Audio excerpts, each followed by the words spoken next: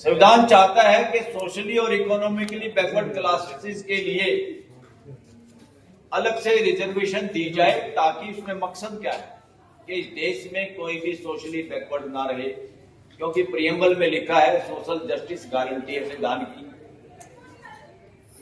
और एजुकेशन इसलिए डाला कि एजुकेशन से ही लोगों में सोशली, इकोनॉमिकली और पॉलिटिकली जस्टिस की ओर देश बढ़ेगा। मगर अब जब गिनती का मसला है तो कौन लोग डरे हुए हैं, कौन लोग शरारत कर रहे हैं।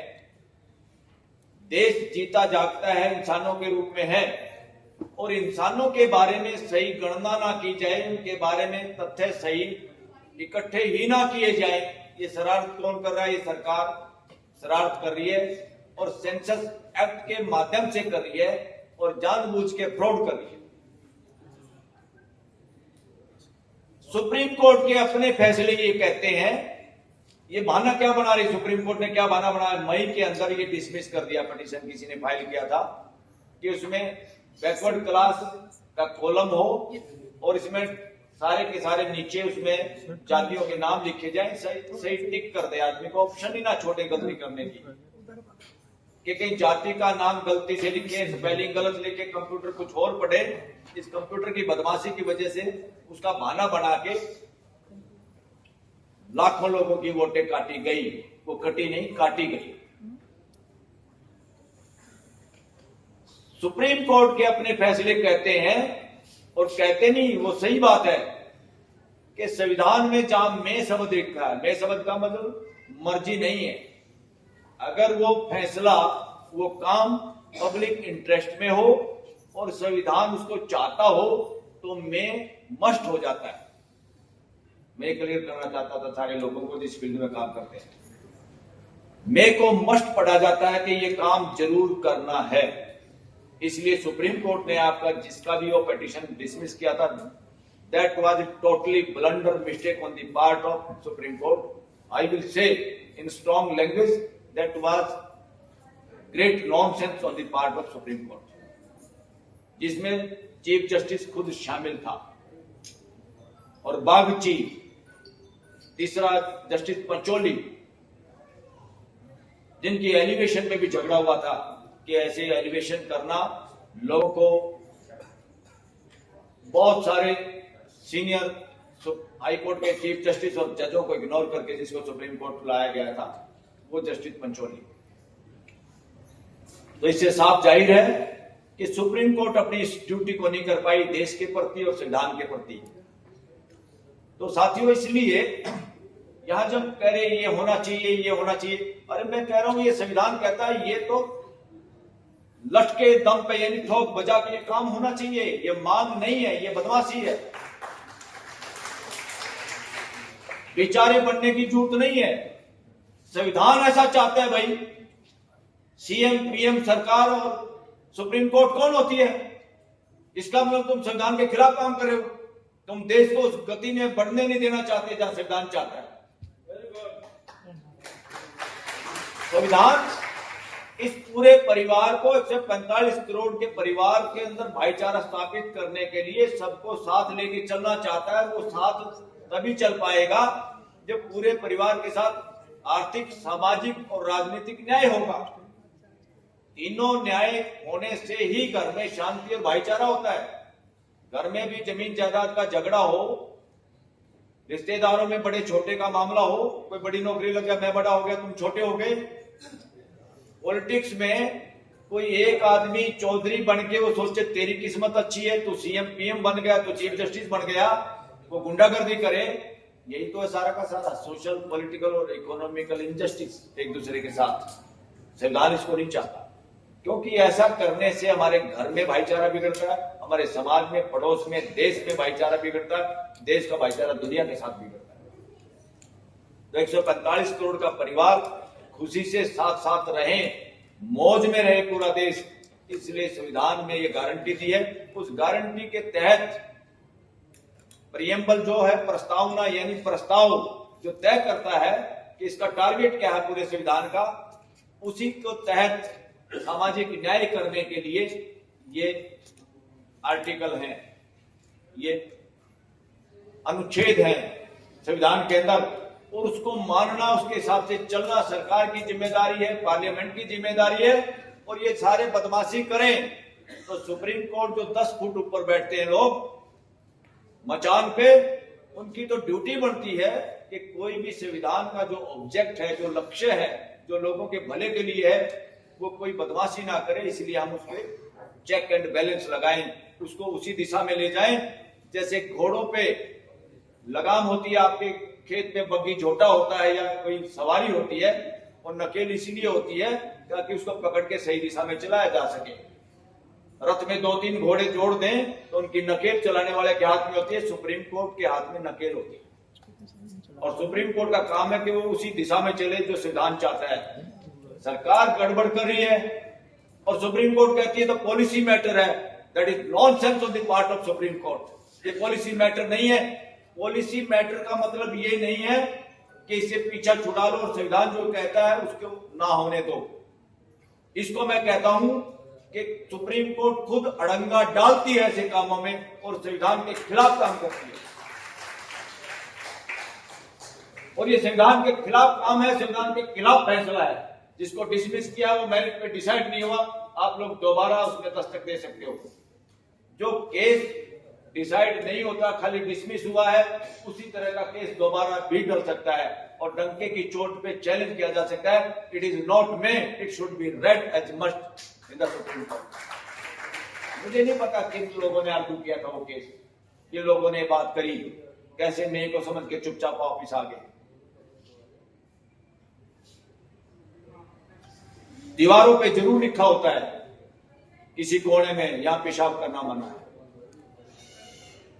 मगर किसी आदमी का प्रेशर इतना हो, बीमारी ऐसी हो, और वो बेचारा उसके चक्कर में उसको अपने कपड़ों में पेशाब कर दे, वो नहीं चलेगा देश के अंदर, फिर वहीं पे करना होगा काम।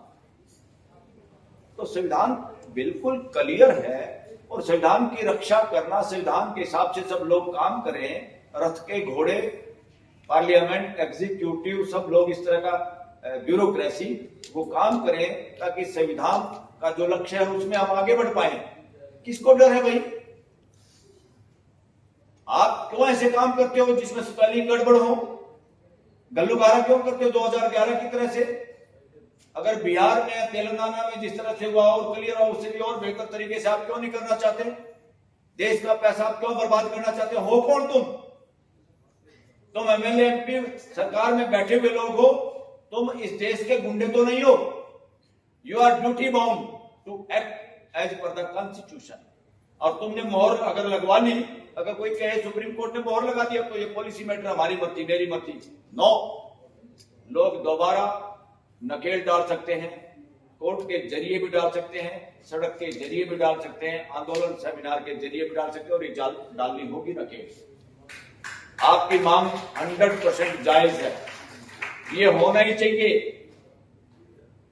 देश के अंदर जो डेमोक्रेसी है, अभी लोगों के दिमाग में ये भी नहीं आया पूरा डेमोक्रेसी होती क्या है। अभी पॉलिटिकल नेताओं को भी, पॉलिटिकल पार्टी भी ये सोचती है भाई जिसकी मेजोरिटी आ गई उसका राज। ऐसे तो शब्द यूज करते हैं नेता, मेरे को शर्म आती है। संविधान में राज शब्द नहीं भाई, राजा शब्द नहीं। आप क्या करते हो? इसका राज, फलाने का राज, टिकड़े का राज, फलानी पार्टी का एमपी, बीजेपी का एमपी, कांग्रेस का MP. No, this is nonsense. संविधान में किसी पार्टी का कोई एमपी नहीं है, किसी पार्टी का एमपी कहने का कोई अथॉराइजेशन नहीं है। देश को गुलाम बनाया जा रहा है, कहीं राजा का गुलाम, कहीं पार्टियों का गुलाम। अरे देश में जनप्रतिनिधि हैं भाई, पार्टियों की जिम्मेदारी इतनी है कि वो इश्यू उठाए और अच्छे लोगों को, अच्छे वर्करों को ट्रेंड करें, संविधान समझाएं और ईमानदार लोगों को लोगों के सामने रखें प्रतिनिधि के रूप में। भाई इनको चुनो। डेमोक्रेसी में हार जीत नहीं होती। या कहेंगे फलानी पार्टी जीत गई, फलानी पार्टी हार गई, नॉनसेंस। राजा और युद्ध में हार जीत होती है, ठगी ठोरी में हार जीत होती है। डेमोक्रेसी में सिर्फ और सिर्फ चुनाव होता है, एक चुना जाता है, बाकी चुने नहीं जाते, वो हारते नहीं और चुनाव जीतता नहीं। ये नॉनसेंस। इस देश में अभी तक वही मानसिकता राजा वाली, इसकी मेजोरिटी आगे तो 5 साल जो मर्जी करे। नो, संविधान का और कानून का लक्ष्य जनता के हाथ में है, उसको घुमाया करो। लगातार एक डिस्ट्रिक्ट के डीसी को, एसपी को हमने लाटसा बना दिया, जिनका काम लोगों के मौलिक अधिकारों की सुरक्षा करना है, लोगों के लीगल राइट की सुरक्षा करना है। एक एमएलए एमपी को, एक सीएम पीएम को हमने खुदा बना दिया। नारे लगने लगे हमारा नेता कैसा हो, XYZ जैसा हो। अरे नारा कभी कब लगाओगे, हमारी व्यवस्था कैसी हो? सारा गड़बड़ तो व्यवस्था का है। संविधान के हिसाब से हो भाई, संवैधानिक व्यवस्था हो, मानवीय व्यवस्था हो, जिसका मकसद है, जो संविधान का असली मकसद है। या हमारा नेता कैसा हो, भाड़ में जाए। नेता और सांडों की जरूरत नहीं है देश को व्यवस्था की जरूरत है। व्यवस्था में कौन लोग जी रहे हैं, उन लोगों को जनप्रतिनिधि बनाने की जरूरत है। जो खुद ही व्यवस्था में नहीं जी रहे, वो देश में क्या खाक व्यवस्था लाएंगे? जो जनप्रतिनिधि खुद चरित्रवान नहीं, खुद मेहनत करके खाते नहीं, पहले ठगी ठोरी मारो, ठगी ठोरी से टिकटें खरीदो, नेता की जय जयकार करो, बड़े बड़े उसके फंक्शन कराओ, टिकट ले लो, मजबूरी लोगों की वोट देना भाई, वोट करना। इसलिए वोट प्रतिशत भी कम हो गया देश के अंदर। अगर वोट प्रतिशत कम होना देश के लिए खतरनाक है, और ये सारा का सारा डेमोक्रेसी के लिए खतरा है। और देश की जनता को जकड़ के जनता बना दिया, जनता। भाषणों में भी ये कहेंगे जनता का क्या माहौल है। मैं कहूं रहे, ये कहो देश के मालिकों का क्या माहौल है। ये जनता कहां से होगी? कहेंगे भीड़ आई थी, रैली में बहुत भीड़ आई थी, जानवर आए थे क्या? ये शब्द यूज हो रहे हैं अभी। देश के नागरिकों के लिए आप भीड़ शब्द यूज करते हो, नॉनसेंस। मीडिया का भी जो लोग ऐसा करते हैं नॉनसेंस है, उनको ज्ञान ही नहीं देश की डेमोक्रेसी का, संविधान का। और नेताओं को भी तो कहेंगे बहुत भीड़ होगी। तो आमूलचूल परिवर्तन की जरूरत है। संवैधानिक व्यवस्था की तरफ चलने के लिए सबसे पहले देश के मालिकों को, नागरिकों को जागरूक करने की जरूरत है, जागरूक होने की जरूरत है। और साथियों, 2-3 बात इसमें और मैं जोड़ना चाहता हूं। ये तो कतई गलत है, 100%, ये लोग के मुताबिक गलत है। सुप्रीम कोर्ट ने जो डिसमिस किया, that is totally nonsense on the Supreme court. गलत किया है, दोबारा कोर्ट का दरवाजा खटखटाइए। अरे भाई, सुप्रीम कोर्ट, हाई कोर्ट जजों की बपोती नहीं है, वो जनता के न्याय के केंद्र है। वहां जब तक न्याय ना मिले, वहां पे आप डटे रहिए, ताकि जजों को भी खुद महसूस हो कि हमारे से गलती हुई है। और वहां पे जो तर्क वितर्क आपके बात को आपके पक्ष में करने वाले तर्क वितर्क हो, वो तर्क वितर्क रखे जाएं, out of the box argument किए जाएं। और वहां पे जाके मिलोड करके रिलीफ के चक्कर में मत रहो। आंख में आंख मिला के जजिस को ये कहने की हिम्मत होनी चाहिए आपकी, संविधान की ये जरूरत है, और संविधान ऐसा कहता है, आप जो कह रहे हैं गलत है। ये कौन कहेगा भाई? कब कहोगे? बात देश में संख्या की नहीं है, कितने डॉक्टर हैं, कितने वकील हैं, कितने फार्मर हैं, कितने फलाना एमएलए हैं, कितने एमपी हैं, कुछ फर्क नहीं पड़ता इनसे। कितने एमपी हैं पार्लियामेंट में जो ईमानदार हैं, कितने एमपी हैं जो डरते नहीं, या जो भ्रष्टाचारी कोई सीएम पीएम हो उसको बदलने में डर नहीं लगता जिनको। कितने डॉक्टर हैं जो देश में हेल्थ का सिचुएशन क्या भाई, डॉक्टर तो ज्यादा हो गया, हेल्थ तो नहीं बढ़ी। देश में वकील तो बहुत हो गए, फैसले तो नहीं आ रहे जनता के हित में, तो व्हाट इज द बेनिफिट? क्या बेनिफिट है उस बातों का? तो साथियों, एक दो बात बता के मैं अपनी बात खत्म करूंगा। नंबर 1, जंतर मंतर पे के बारे में एक हाई कोर्ट के जज ने कहा ये बंद होना चाहिए। हाई कोर्ट के जज को संविधान की नॉलेज नहीं। मुझे बड़ी शर्म आती है ऐसे लोग हाई कोर्ट में जज बन गए जो देश के लोगों के मौलिक अधिकारों का फैसला करते हैं या करेंगे। ओके, दिल्ली में नहीं होना चाहिए, दिल्ली में नहीं होना चाहिए, तुम्हारे घर होना चाहिए भाई। दिल्ली देश की राजधानी, पार्लियामेंट यहां, देश का फैसला यहां हो रहा है। प्रोटेस्ट कहां करेंगे भाई? जंगल में जाके। That is nonsense on the part of जज। जंतर मंतर के चारों तरफ, बल्कि और जो जिनके घर या दफ्तर है वो एक्वायर करके खाली किया जाए, बढ़िया ग्राउंड बनाया जाए वहां। प्रोटेस्ट करने के लिए। वहां पे पानी की, चाय की, बाथरूम की हर फैसिलिटी हो। वहां पे प्रदर्शनकारियों के लिए वो टेंट ना लगाना पड़े। और अभिजीत दीप के जैसे पैरों में पड़ रहा था एक पुलिस वाले के, मैंने देखा, वो नेशनल सेम थी, राष्ट्र के लिए शर्म की बात थी। वो कह रहा था बारिश आ गई, हमें टेंट लगाने दो। मैं नहीं चाहता, मैं उसे भी कहता हूं उस युवा को ये काम नहीं करना चाहिए था, अभिजीत दीपके को। ये ड्यूटी है। मैं यहां खड़ा हूं, ऊपर से अचानक पानी आ जाए, मैं ऑर्गेनाइजर से पूछूंगा, मैं अपना सिर ढक लूं? मैं नहीं पूछूंगा भाई, क्यों पूछूंगा? ये मेरी राइट टू लाइफ में आता है। बारिश होगी तो अपने सिर को ढकने का, छतरी लेने का मेरा अधिकार है। पुलिस कौन होती बीच में? तीसरा तेली। ये तो आप लोगों ने अपने आप माहौल बना दिया, पुलिस पुलिस पुलिस। कि देश की police, paramilitary, intelligence agency, military, सब कुछ इस देश के लोगों के लिए है। देश के लोगों के फंडामेंटल राइट और लीगल राइट की सुरक्षा के लिए है। नेताओं के भ्रष्टाचार को छुपाने के लिए, उनकी मदद करने के लिए ईडी इनकम टैक्स की रेट नहीं है। कोई आदमी कहे मैं तो 20 साल प्राइम मिनिस्टर रहेगा, मैं तो 50 साल सीएम रहेगा, मैं तो जब से पैदा हुआ हूं, मेरे बाप दादे एमएलए हैं। हमने उन लोगों की सत्ता नहीं बचानी पुलिस के जरिए, पैरामिलिट्री और इंटेलिजेंस एजेंसी के जरिए। उनका ये ड्यूटी नहीं है। उनकी ड्यूटी सिर्फ और सिर्फ देश के प्रति है, संविधान के प्रति है। किसी अरे गहरे नथु प्यारे नेताओं के और भ्रष्टाचारियों के लिए नहीं। तो नंबर 1, जंतर मंतर पे पूरी सुविधा हो, ताकि देश के लोग आराम से डिग्निटी के साथ प्रोटेस्ट कर सके। जितना प्रोटेस्ट होता है और उसके बाद उनकी सुनवाई और संवाद होता है, डेमोक्रेसी और देश उतना मजबूत होता है। तो प्रोटेस्ट और डेमोक्रेसी और अच्छी व्यवस्था एक दूसरे के पूरक हैं, दुश्मन नहीं है। जिनको प्रोटेस्ट से डर लगता है, समझो वो चोर उचक्के हैं, जब सत्ता में भूल भटक के आ गए, हमारी गलतियों की वजह से आ गए। स्वागत करना चाहिए भाई प्रोटेस्ट का। अरे हमने देश की व्यवस्था संविधान के हिसाब से बनानी है।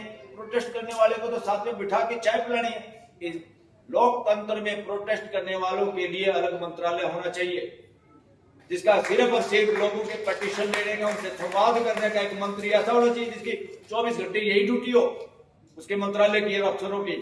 किसको क्या शिकायत है, क्यों है, क्या गड़बड़ है देश के अंदर, ये होना चाहिए। मैं इस मंच से ये मांग क्या है, ये हम चाहते हैं कि ऐसा करो भाई। अब जो प्रेजेंट गवर्नमेंट में बैठे हैं, जितने पार्लियामेंट्री, ध्यान से सुनो, एक मंत्रालय हो पब्लिक पेटिशन के लिए, पब्लिक प्रोटेस्ट मंत्रालय, जहां जिसकी कोई शिकायत हो अपना धरना जरूर, ताकि इस देश में धरने जरूर इज्जत से हो, कम समय में लोगों की समस्याएं हल हो, ये मकसद है। और दूसरा, इस देश में परमिशन नहीं मिलती। मैं तो कल परसों कई दिन से मेरे पास व्हाट्सएप मैसेज आ रहा था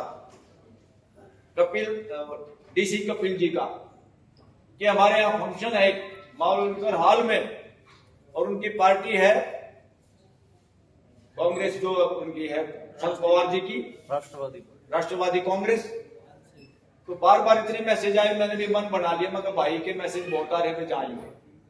तो शाम को मैसेज आया कि परमिशन कैंसिल, परमिशन नहीं मिली, खत्म, कार्ड बट गए, मेहमान चल पड़े, और जब मंडप के पास आए तो बोले शादी कैंसिल।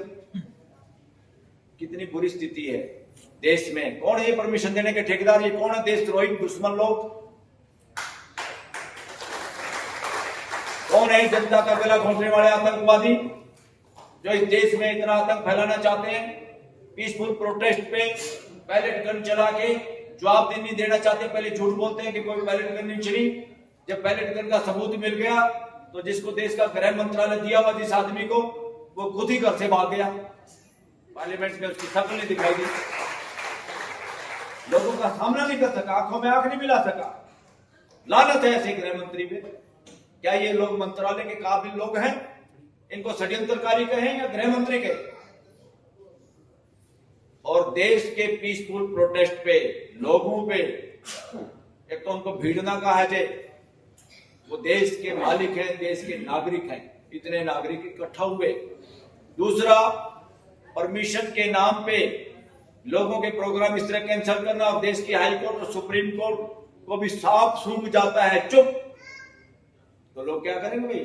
फिर लोग कहेंगे कोर्ट में मुकदमा करना पड़ेगा, फिर एक तारीख लगेगी, फिर ये लगेगा, प्रोग्राम तो जब तक खत्म। तो लोगों को प्रोग्राम ना करने देने में सुप्रीम कोर्ट और हाई कोर्ट दोषी हैं, अपराधी हैं देश की, कि लोकतंत्र के अंदर लोग प्रोटेस्ट नहीं कर पा रहे। और दूसरा, पीसफुल प्रोटेस्टर पे बैलेट गन चलाना यह आतंकवादी हमला था और ये लोगों को आतंकित करना था कि ताकि कोई भी लोग ना आ पाए, ना अपने बच्चों को आने दे, कोई भी अपने हक की बात ना कर सके, उनकी आवाज बंद करने के लिए। इसीलिए इस देश की आवाज 180 देशों में से सर्वे में 162वें नंबर पे है, यानी 180 लोग खड़े हैं। जिस सबसे ज्यादा जिसको आजादी हो 1 नंबर पे और सबसे कम आजादी हो सबसे आखिर में। आप इंडिया 162वें नंबर पे खड़ा है, यानी बैक बेंचर है, पीछे खड़ा है, यानी आप लोग डरे हुए हो, डराया गया आपको। इसलिए जंतर मंतर पे उस दिन जब संसद चलो मार्च था, वो संसद घेराव भी नहीं था। संसद चलो में मतलब संसद की ओर चलो। संसद में क्या खाली पार्लियामेंट को ठेकेदारी मिली है पार्लियामेंट मेंबर को कि तुम ही जाओगे? संसद इस देश की है। संसद पार्लियामेंटेरियन एमपीओ की बपौती नहीं है। हम जाना चाहते तो हमें कोई रोकता है तो वो देश का दुश्मन है, वो देश के मालिकों का अपमान कर रहा है, वो देश के संविधान का अपमान कर रहा है। तो आतंकवादी हमला था 20 तारीख को देश के लोगों पे, और इसलिए आतंकवाद में उन पुलिस कर्मचारियों पे मुकदमे होने चाहिए जिन्होंने बैलेट गन चलाई और जिन्होंने लड़कियों के प्राइवेट पार्ट्स को डंडों से छुआ। उनकी शक्ल इनको अब तक दिखाई नहीं दी क्या? देश के नागरिकों की शक्ल देख रहे हैं, उसमें कैमरे की हेल्प से उनको पकड़ने की कोशिश कर रहे हैं। तो इसलिए पुलिस वालों से, पैरामिलिट्री से भी ज्यादा बड़े दोषी कौन है कि सांप को छोटो सांप की मां को पकड़ो, सांप को छोटो सांप की मां को मारो, ये कहावत है। तो सांप की मां कौन है? या तो पुलिस कमिश्नर का भी ऊपर कौन है? मां, गृह मंत्री, और गृह मंत्री की मां कौन है? Prime minister. दोनों दोषी हैं असली मां, दोनों आतंकवादी हैं देश के लिए। दोनों के ऊपर यूएपीए में केस चलना चाहिए। साथियों, ये कानून कहता है, कानून की भाषा बता रहा हूं मैं आपको।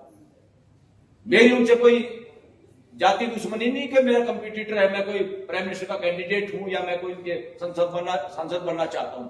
ये कानून की भाषा और देश का कानून कहता है। तो ऐसे लोगों पे, और ये राष्ट्रीय अपराध है, जहां राष्ट्र के नाम पे, राष्ट्र के संरक्षक बन के, गवर्नेंस में बैठ के, जनप्रतिनिधि बन के उसी देश के लोगों के साथ आप उनको मारने की, डराने की कोशिश करते हैं। तो इससे बड़ा अपराध नहीं। मैं तो कहूं ये आतंकवादी नहीं, महा आतंकवादी लोग, महा आतंकवादी। तो लोकतंत्र के अंदर कोई सपने में सोच सके पीसफुल प्रोटेस्टर पे गोलियां चलाए, पैलेट करने? कमाल, 6-7 घंटे बैठ के अपोजिशन लीडर देश का महत्वपूर्ण, वो थाने में गया, एफआईआर दर्ज नहीं कर रहे। सुप्रीम कोर्ट कह रही हर मामले में एफआईआर दर्ज करो, और सुप्रीम कोर्ट को दिखाई नहीं दे रहा। ये 6 घंटे का explanation, suo motu action supreme court को, दिल्ली हाई कोर्ट को लेना चाहिए था। नहीं लिया तो अभी भी ले लो, तुम्हारी इज्जत बच जाएगी। ये क्या वजह हुई? एक अपोजिशन लीडर के स्टेज में एलओपी को जाना पड़ेगा एफआईआर दर्ज कराने के लिए। उस बच्चे को तुमने अंधा कर दिया, और खाली उन बच्चों को 1 करोड़ का कंपनसेशन नहीं, वो यहां से मांग की थी मैंने आपके किसी प्रोग्राम में, वो जो उन्होंने भी इस बात को रखा, सीजेपी ने भी। खाली उनको नहीं, जितने बच्चे हिंसा का शिकार हुए हैं देश के, उन सबको कंपनसेशन दिया जाए, और जिसका अभी भी इलाज हो रहा है उन सबका रिकॉर्ड सीजेपी भी इकट्ठा करे और सुप्रीम कोर्ट को मांगना चाहिए। सुप्रीम कोर्ट ने एक और बड़ी गलती की। सुप्रीम कोर्ट ने कहा एफआईआर इनकी तो ले लो वापिस भाई, आपने कहा तो अभी भी नहीं ली। उन्होंने 5 तारीख का फिर कोई उस पर कहा है इंडिया गेट पे आने के लिए। मैं कहता हूं आप सब लोग आइए और सबको कहिए, मैं भी पहुंचूंगा, क्योंकि वो थूक के तुम ऐसे कर कैसे सकते हो? सरकार इतनी झूठी कैसे हो सकती है? जो आदमी प्राण जाए वचन ना जाए, ऐसे राम राज्य की बात करते हैं, ढकोसड़ा करते हैं, वो ऐसे आदमी बात कुछ करते हैं तो फॉलो नहीं करते। और सुप्रीम कोर्ट ने बड़ी गलती क्या की? सुप्रीम कोर्ट ने ये कहा कि जिनके आपराधिक रिकॉर्ड है उन लोगों की एफआईआर दर्ज है, एफआईआर नहीं। मैंने कहा कितनी बचकानी बात है, कैसे जज हो तुम? कितने सारे एमपी, कितने सारे सीएम ऐसे हैं जो अपराधी रिकॉर्ड के हैं, जिनके मुकदमे चालू है भाई।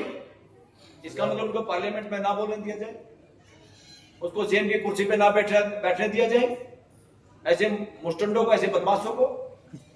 मेरा बच्चा जंतर मंतर पे है, मुद्दा जायज है और मैं बेल पे हूं, कंडीशन भी कुछ नहीं है, या मैंने कभी का अपराध किया था, वो किया था कि नहीं किया था, पर मैं सजा भी भुगत ली, और मेरे को कह रहे हो जंतर मंतर पर तुम जाना ही नहीं, तुम्हारी कैटेगरी अलग हो गई है। वाह रे वाह सुप्रीम कोर्ट, तुम्हारी नादानी पे मुझे हंसी आती है, और मुझे ये लगता है कि सुप्रीम कोर्ट का लेवल क्या है, जजों का लेवल क्या है इस देश के अंदर। भाई आपका बेटा वहां जा रहा है, आप जाना चाहते हो, रोक दोगे आप? मैं जमानत पे भी हूं तो मेरा प्रदर्शन करने का अधिकार किसने रोका? कोई नहीं रोक सकता। अगर स्पेशल कंडीशन कोई लगी हो ना कि तुम ऐसा नहीं करोगे, अपने केस से संबंधित कंडीशन लग सकती है, इसका जिक्र ना करोगे, गवाहों को ना पटाओगे या तोड़ोगे, डराओगे, इस तरह की बातें हो सकती है। तो मेरा जीने का अधिकार में प्रोटेस्ट का अधिकार शामिल है, नहीं रोक सकते। सुप्रीम कोर्ट ने वहां भी ब्लंडर मिस्टेक की। और साथियों, सबसे ज्यादा ब्लंडर मिस्टेक तो एक हो रही कि हम एक लोकतंत्र के नाम पे एक ऐसे प्रधानमंत्री को स्वीकार कर रहे हैं, साइन कर रहे हैं, जिसने हमारे बोलने के अधिकार को कम किया, छीन लिया। हमारा राइट टू एक्सप्रेशन में ये चीज भी शामिल है कि मैं अपने जनप्रतिनिधियों से कुछ भी पूछूं, कुछ भी प्रश्न करूं और वो जवाब दे। और हमारे यहाँ प्रधानमंत्री पद पे जो आदमी बैठा है वो एक तरफा बात करता है, लोगों की तो सुनता ही नहीं, उसकी हिम्मत नहीं कैमरे के सामने आके जनता के जवाब देने की। जो जनता का जवाब ना दे सके, जो नागरिकों के प्रश्नों का जवाब ना सके, वो इस देश के लोकतंत्र का प्रधानमंत्री कैसे हो सकता है? उसको बर्खास्त होना चाहिए, उसको हटाना चाहिए, देश को सड़कों पे आना चाहिए, अपने अपने एमपीओ का घेराव करके पूछना चाहिए इस तरह के आदमी को तुम कैसे एमपी बना सकते हो, विड्रॉ करो समर्थन से। बीजेपी के भी जितने एमपी उनको भी वहां के लोग ये कहें, उनको डंडा चढ़ाए, यानी कंपेल करें कि ऐसे मूर्ख आदमी को, ऐसे डरपोक आदमी को, जिसके अंदर कोई ना कोई कमी होगी तभी तो आता नहीं। भाई लोगों के प्रश्नों का जवाब देने से कौन डरेगा? जिसने कोई अपराध किया हो, अपराध छुपाना चाहता हो, जो चरित्रहीन हो, जो भ्रष्ट हो, अज्ञानी हो, जो सामना नहीं कर सकता। इसलिए इस देश के साथ सबसे बड़ा अपराध जो हो रहा है और आप स्वीकार कर रहे हैं, मैं कहूंगा आप भी उस अपराध में शामिल हैं। देश के लोग एक लोकतंत्र में ऐसे आदमी का प्रधानमंत्री पद पे बने रहना इस देश के लिए खतरनाक है। भावी पीढ़ियां हमें गाली देंगी, भावी पीढ़ियां बल्कि इतिहास को भी नहीं मानेंगी कि इस तरह कैसे हो सकता है लोकतंत्र में कोई 12 साल या 20 साल 25 साल उसमें राजनीति में रहा हो, सीएम और पीएम रहा हो, और वो कभी पार्लियामेंट में प्रश्नों के उत्तर नहीं दे पाया। ये झूठा इतिहास है, ऐसा कहेंगे लोग। और जबकि हम तो देख रहे सच्चा इतिहास हमारे सामने हो रहा। तो इस मांग के लिए बेचारा बनने की जरूरत नहीं, जरूरत पड़े। और घेराव क्या होता है लोकतंत्र में? घेराव क्या शब्द है? कोई गला घोट के मारना थोड़ा होता है।